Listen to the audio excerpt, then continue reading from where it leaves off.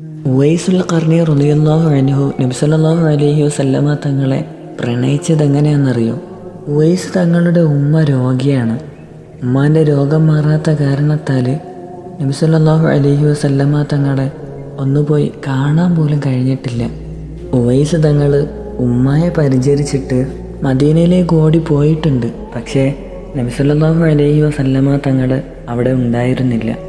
അപ്പോഴേക്കും തിരിച്ചോടി. കാരണം ഉമ്മയെ പരിചരിക്കാൻ ആളില്ല.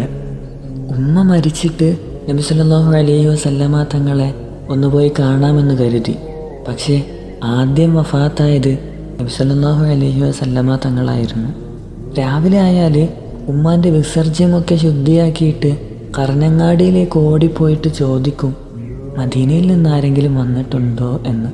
മദീനയിൽ നിന്ന് ആരെങ്കിലും വന്നിട്ടുണ്ടെന്ന് പറയുകയാണെങ്കിൽ ഓടി വന്നിട്ട് ചോദിക്കും, നിങ്ങൾ നബി സല്ലല്ലാഹു അലൈഹി വസല്ലമ തങ്ങളെ കണ്ടോ എന്ന്.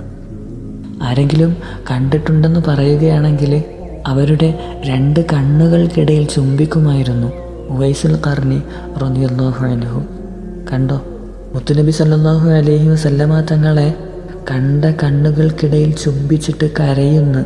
ശരിക്കും ഇവരുടെ ഉള്ളിൽ നബി സല്ലല്ലാഹു അലൈഹി വസല്ലമ തങ്ങളോടുള്ള പ്രേമം എത്രമാത്രമായിരിക്കും.